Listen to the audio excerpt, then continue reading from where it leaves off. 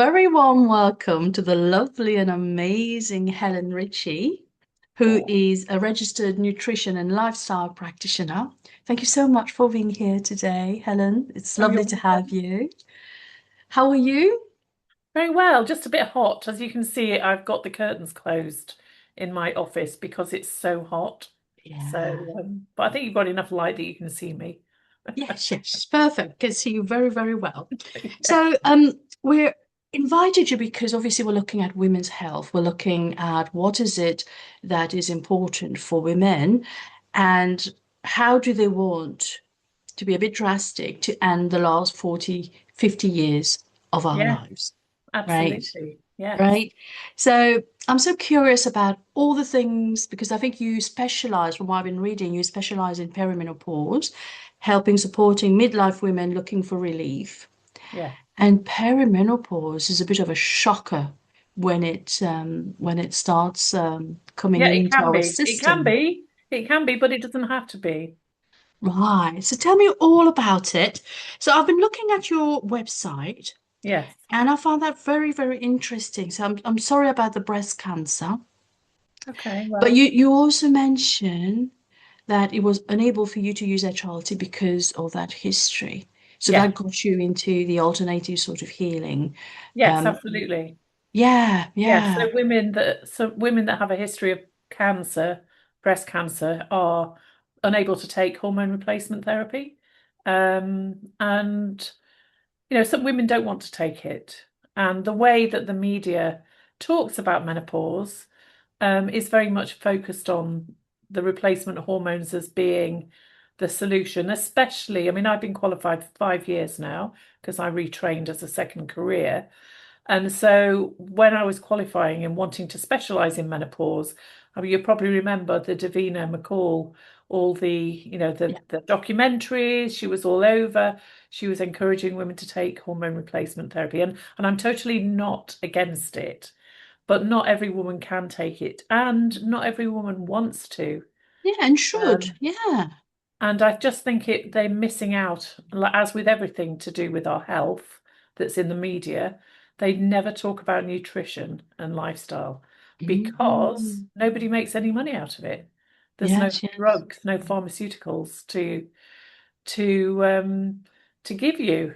Nobody Yes. makes any money out of eating more broccoli, do they? Well, I mean, obviously, even the broccoli growers don't make any money, which is really sad. Very sad. Yeah, yeah. Yeah, we So, do need to have that balance. But tell me a little bit, Helen, about how you got yourself into being a nutritional therapist. yes, so I have always been interested in health and well-being, even before I was diagnosed with cancer in 2014. And for many years, so I spent 30 years in working in marketing in the software, in the technology sector. And, I had an exciting career, international travel, but I knew my heart wasn't in it. And so Mm. over the years, I'd always looked at what could I do? How can I get out? And, Yeah. various times I looked at massage, I looked at studying Ayurvedic medicine, all sorts of things. And it was never quite the right time. And, when you've got a full-time, well-paid job, it's really hard to take the leap. But so what happened was in 2016, when my period stopped, I was suddenly hit by all these menopause symptoms. So this was 2 years after the breast cancer.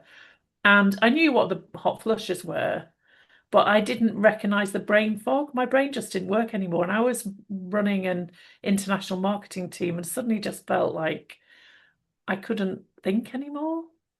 But anyway, so to cut a lot, and so I went to the doctors. They offered me antidepressants because that's the pathway if you can't take HRT. And I knew I wasn't depressed. But anyway, to cut the very long story short, I actually got fired from that job. It was an American company, and yeah, so and I think largely to do with my menopause symptoms, but it was an unfair dismissal. They had no reason to fire me, even though I felt that I wasn't performing Mm. and I felt, on edge and stressed. I had a really good team around me. I had a really wonderful Ukrainian woman who, every time I went, oh, I can't do this spreadsheet anymore, she would do it for me. So I Oh, wasn't not performing, but obviously they got rid of me. So I just, even though that was really traumatic, I regarded that as a blessing because I Yeah. hated it. I hated the company and the culture. The They were culture, in yeah. petrochemicals.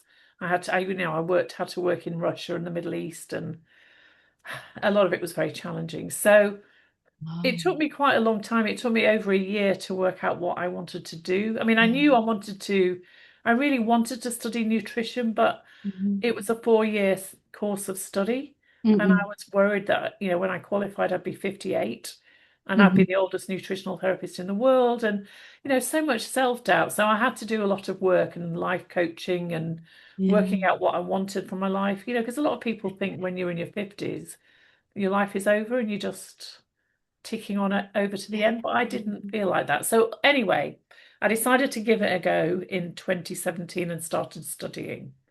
And that's what I did. So I qualified in 2021, 5 years ago. So now I'm 63, and it's the best thing I've done. I Oh, absolutely love it.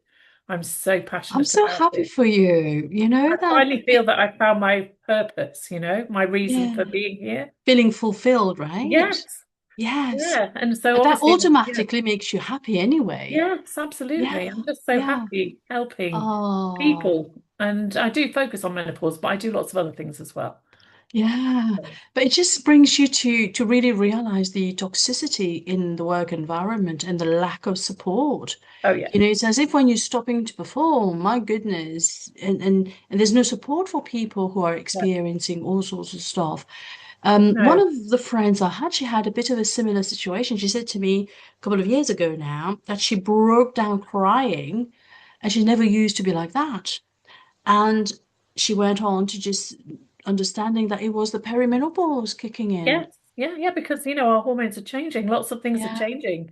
yeah. And there's some statistics still, I mean, it's still happening. I think at least 10% of women quit their jobs because of the menopause, be going through the menopause transition. That's And a it's lot. shocking. And there's a lack of support. Lack There of is a lack of support, support, yeah. even though it's all over the place now. You Yes. look on LinkedIn, you see all these menopause coaches. Have you got a menopause policy in place in your company? Mm. Um, so yeah, it's massive still.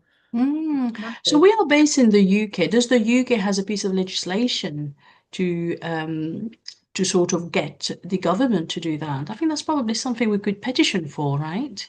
Yeah, I mean there have been petitions, there has been discussion about making it a protected quality, a bit Mm. like race and sex. But that never happened. The thing is though that there are some countries in the world where women don't suffer. So when I did a talk a couple of years ago, and there was a Japanese lady in the audience, and she told me that in Japanese there isn't a word for a hot flush because very few Japanese women suffer from menopause symptoms. Oh, wow. And that's largely because of their diet, lifestyle, but also because of their culture. So they regard older women as the wise ones, the ones to listen to. In our culture, older women like us are considered past their prime. Yes, We're yes, not we're not yes. young, thin, Yeah. beautiful. Well, considered beautiful. We are beautiful, of To course, we're their beautiful. standard, To yeah, the yeah, standards that we're held up against. yeah, yeah, yeah. And we have there's so much negativity. And there is some research that shows that the more negative your expectation is of menopause, the more likely you are to experience negative symptoms. Wow, So, fascinating. yeah. Again, it comes back also to the power of the mind, isn't it? Absolutely. The mind, Yeah, the mind is so powerful. You know what it's like. If you go around thinking the world is an unfriendly place, that's what you're going to meet. exactly. Totally. If you go around thinking the menopause is going to be a disaster and Yeah, awful, that's what you're going to yeah, yeah, yeah. experience. That doesn't take away from the fact that the symptoms are real. Yeah, for Um, sure, for yeah. sure, for sure. So Helen, I'm very curious. So what is it that, how is it or why is it that the Japanese don't have hot flushes? What don't they don't experience it to the Um, scale that Westerners do? yeah, I mean, largely because their traditional diet is healthier. They eat a lot of soy. And Mm. soy, proper soy, I'm not talking about soya milk, I'm talking about proper soy in their diets, soya, but No, I'm not talking about genetically modified grown soya in a large field in the States, but as part of their diet, there's a lot of fish, there's a lot of vegetables. And so some of these products like soy are what we call phytoestrogens. Phyto just means plant. So they've got properties that very weakly mimic human estrogen, and they can help balance levels of hormone. But that's only one aspect of it. So the work that I do involves looking at everything, the whole of diet, the whole of the hormone life cycle, Mm, stress. yeah. Stress is such a driver of symptoms, Mm, because stress hormones knock all your other hormones out. Um, and this is what we're not looking at. We're just thinking, oh, I'm not feeling well, go to the doctor, get a pill. And oh, still not feeling right. But so then they just up the dose. yes, yeah, Which yeah, is wrong. It's wrong because I discovered recently that, our bodies are so intelligent. The biochemistry is very complicated. And if your body's flooded with hormones, your cells will reduce the number of receptors on them. Receptors is just like a lock, and the yeah, hormone comes in like a key. yeah, It needs yeah, to fit, it needs to get into the cell to work. So if you've got too much hormone going around, they'll, because they know that everything in the body's got to be within a very narrow range. So yeah, it's not necessarily the more the better. So if you've got all these hormones, they make themselves, they reduce the number of locks on the cell, yeah, so yeah, yeah, not as much can get in. And if there's not, and wow, if there are low levels of hormone, they increase the number of receptors, the locks yeah, on the yeah, cell. yeah, So, our bodies are so intelligent, and just understanding the whole life cycle of hormones can really help you understand what's happening. yeah, yeah, But yeah, we're, for we're not sure. educated. We're not No, educated. We're we're not not. educated about, from the moment our periods start, we're not educated. And, Mm, perimenopause, menopause is just puberty in reverse. mm, mm, mm. It takes from the day your periods start, it Yeah, takes 7 to 8 years for your yeah, cycle to become established, for the cycling of estrogen, mm, mm, progesterone every month.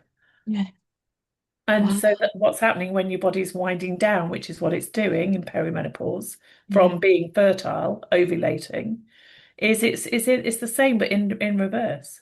And it's a yeah, transition. So once wow. it's been through the transition, things settle down. But it's the Yeah. transitional phase that causes the symptoms. That's so interesting. Thank you, Helen. Thank you so much for, those breakthrough here and getting us to really understand better how, as women, we experience perimenopause. Yeah. So you mentioned about the experience you had where you had to, where you got fired from that job because Yeah. of, was that the main reason that got you into studying perimenopause in particular, or what is it? Well, going through the experience that I went through with menopause, and seeing all the Davina noise and everything that we see in the mainstream media about anything to do with our health, not just menopause, I just get infuriated all the time that, Mm, you hear people's talk about, oh, we don't know why people get diabetes. Yes, we do. We don't know why people get dementia. Yes, we do. And a lot of it is preventative. You can yeah, prevent most of these illnesses. Most of these illnesses that people are dying from. Heart disease.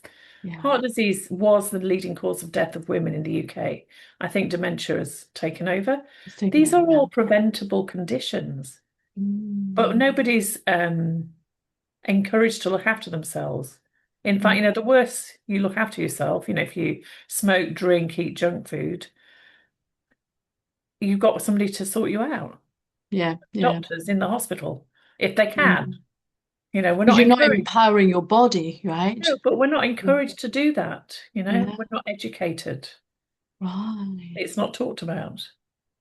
right. Um, and all Oh, the time, I mean, quite often would end up working with a GP of a client. And sometimes I have to write to the GP regarding blood tests or something that I'm worried about, or I ask a client, please go and talk to your GP because you just need to make sure that there's nothing else going on here. And some of the things that come back, just awful, just shows a complete lack of understanding of biochemistry. wow. because they don't study it. I mean, obviously they do study biochemistry, but they're studying in relation to illnesses and what they can do about it, what drugs they can prescribe. Exactly. Yeah, exactly. It comes across like a business, right? You study medicine, but to translate it into a business. Yeah, Yeah, for yeah. the So pharmaceutical yeah, companies, absolutely. not for the actual well-being of the person, right? Yeah, Wow, that's so interesting. but I'm not saying that, I believe the medical profession do the very best they can, and poor GPs, they have a 10-minute appointment slot. There's very little you can do in 10 minutes.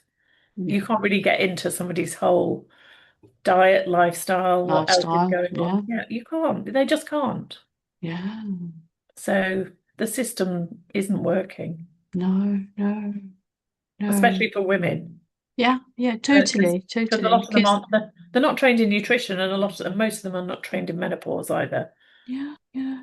And women, we carry a lot from one Yeah. generation to the next. We Oh carry yeah. so much, Oh yeah, we do. right? We do. And and I think the other factor and something that I look quite deeply into as a hypnotherapist is that element of shame, Oh right? yeah. That thing, when that thing is happening, we feel ashamed that our body is letting us down, Yes, I know. right?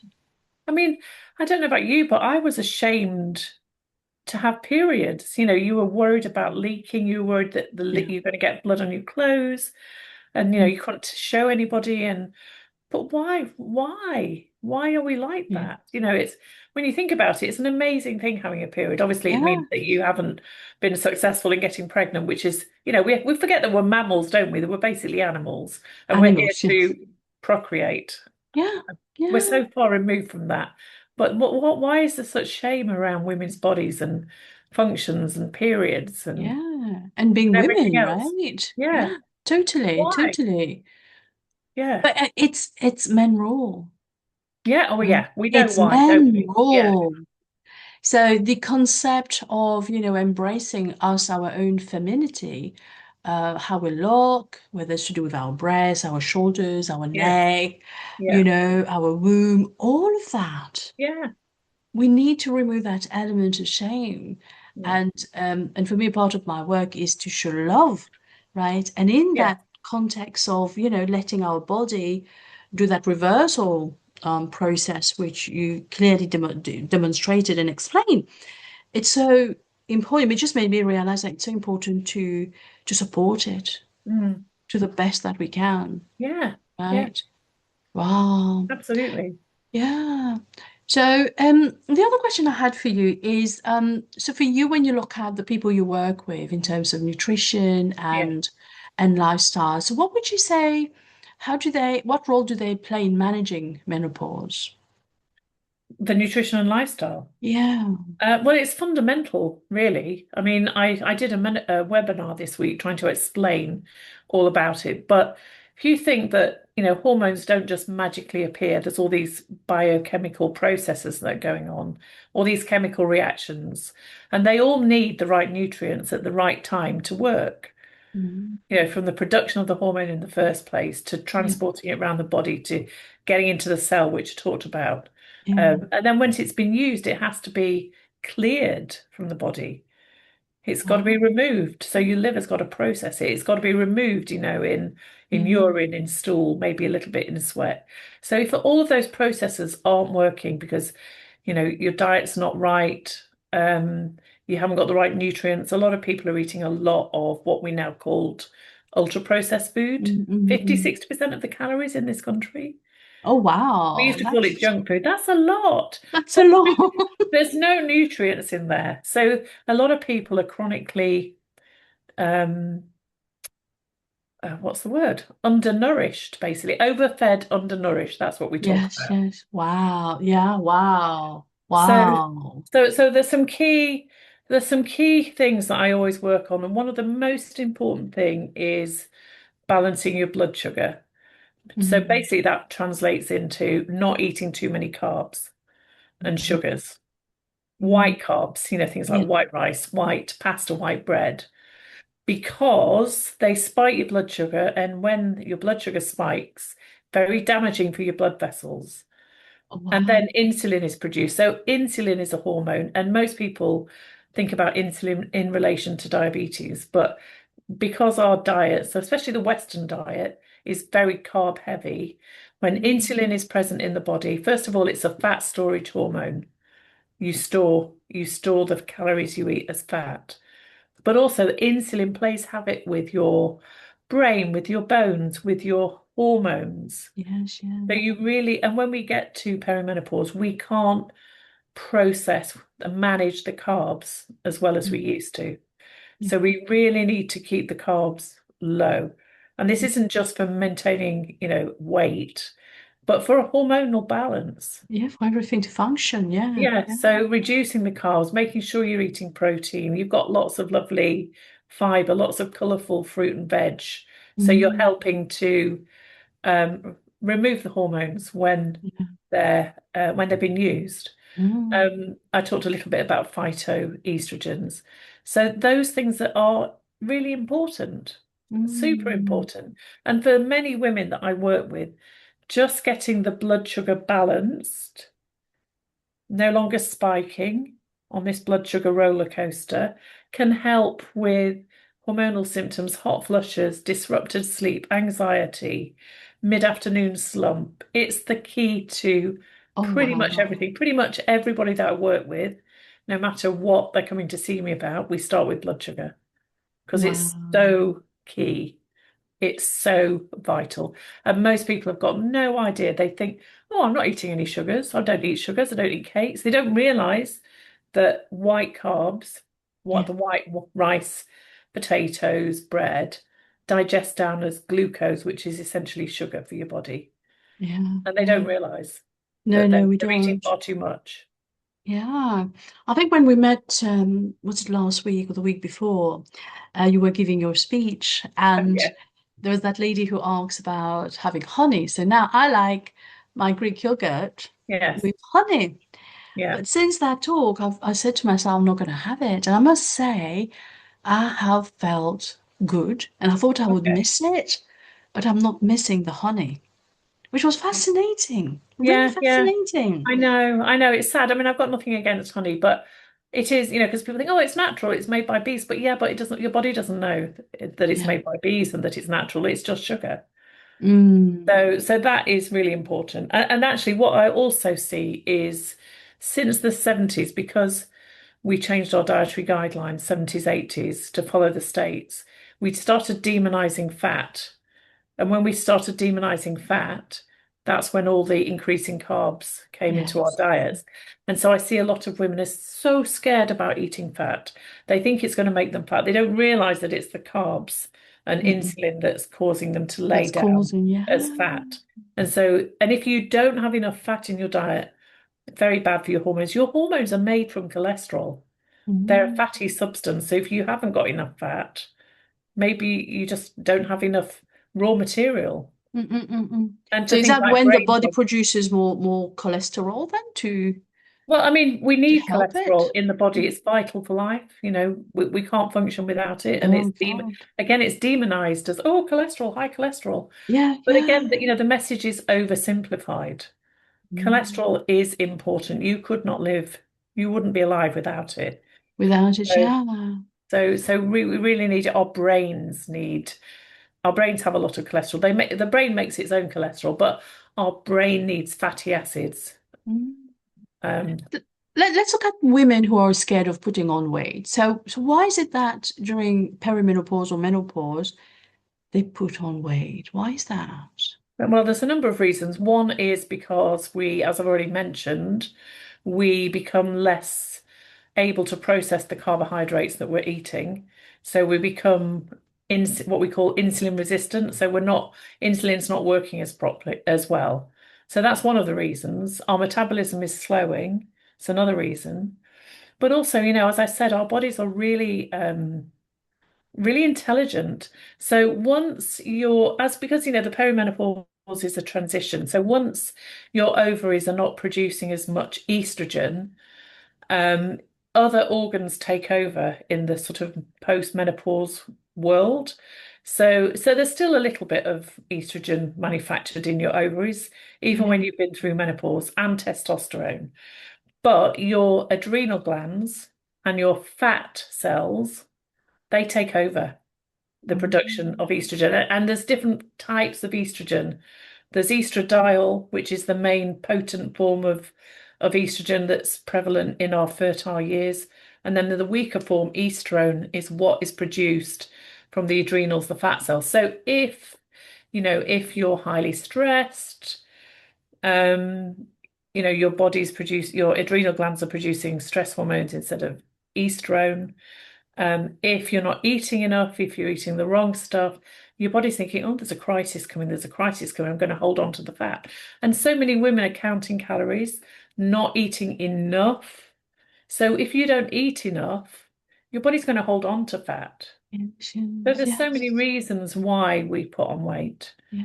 Um, And we all operate differently as well, yeah, and we've got right? genes, we've got all got different genes. So I'm talking generally as well. So some women, are more prone than others. Yeah. Um, Wow. And what sort of exercise do you think is going to help them to manage weight, perhaps at menopause? Okay, so it's definitely strength training. It's building some muscle. So again, see women that are pounding the streets, they're running because they think they need to do the cardio to burn the fat. But Mm. actually, that is probably too much. It's very stressful on the body, especially if you're not fueling properly. So Mm. what we need to do as women is to start building some muscle, Mm. lifting weights, but even starting with body weight, because muscle, first of all, when you lift weights and build some muscle is more metabolically active or hungry than fat. Mm. So it's the only way to raise your metabolic rate, which Oh, basically means to wow. burn more calories at rest. Right, Your right. body needs a certain number of amount of energy. I hate using the word calories, but everybody understands them. Certain amount of calories every day just to keep your brain going, your heart Yeah, yeah, going, yeah. your blood circulating, your basal metabolic rate. The only way to raise that, there's no magic pills, magic supplements, magic whatevers, is to build some muscle. And then Wow. that action of making the muscle work, the muscle Mhm. is pulling on bone, it's making your bones strong. It's also helping you be strong, help your balance, and Yeah. stop you turning into this little old lady that's all frail and bent over. And that is aging. Yeah, it That is. is Yes, yeah. aging. So we need this. Yeah. Um, we need to do this. We need to stay strong and realize that this is what a healthy body looks like. Yeah, yeah. Especially as we get into our 70s, 80s, we want to Yeah. be fit and healthy. Yeah, you You want to be know, independent. And sorry, the last thing is the muscle is good for your brain. So when you've got some muscle mass, I'm not talking about, Miss Universe proportions that are ridiculous. Just some definitions, strong, so that you can go about your life, you can carry your own shopping, you can get up and yeah, down off a chair. It's good for your brain. So the yeah, muscle produces BDNF, brain-derived nootropic factor. So it's good for your brain. So it's yeah. anti-dementia as well. Right, So right. so It strength also training gives two you to a three feel-good times. factor, right? That you're Yeah, able to do it, right? yeah, you're All round strong. good. Yeah, Yeah. and it doesn't need to be bulky. If you're Mm, doing the yeah. right strength training, Nice it's and we're not talking toned. about building. Yeah, it's and muscle. I often have it makes me laugh. People often say, "Oh, muscle weighs less than fat, doesn't it?" So, well, no, no, it doesn't weigh less. A pound of muscle is the same as a pound of fat, but it's smoother. It Mm, takes up less less space. space. Yeah, Yeah. yeah. Because, going back to the running thing, about 5, 6 years ago, or a bit more perhaps, I used to go out and run. And I would do sort of extreme exercises, and then I would get sick. Mm. I realized afterwards I was putting too much pressure on me, so on my body. Yeah. Perhaps, as you mentioned, my body was Well, not yeah. getting enough nutrients, right? Yeah. Exactly. Yeah, yeah, it just brought me back to it. So what I tend to do now is to do those rapid walk, Yeah. Yeah. sort of That's good. 20 whatever, yeah. And also when I can, because of some health issues I had, just to Yeah. do the strength training. But totally when I'm 70, 80, I would love to be in I wouldn't I would want to be fit and healthy. Let's put it Yeah, that way. Yeah, absolutely. yeah, Just doing even without weights, doing body weight squats. Doing a squat is the action of getting up and down off a chair. Can yeah. you get up and down off a chair without using your hands? That's the Yes, action yes. you need to sit on a toilet unassisted. So Yeah, it's thinking into, so what you want 80 to look like, you need to start now. no, yeah, Whatever age you are, whether you're 40, 50, 60, start yeah. now. Oh, I'm loving this. Helen, it's been so lovely. Want to get to know you, Yeah, want to no, it's, get well, you your can tell I'm really journey. passionate about it. There's so much to say. Yeah, and Yeah. I'm loving the passion. We'll definitely have you on again. Oh, how Um, exciting. I love that. I love that.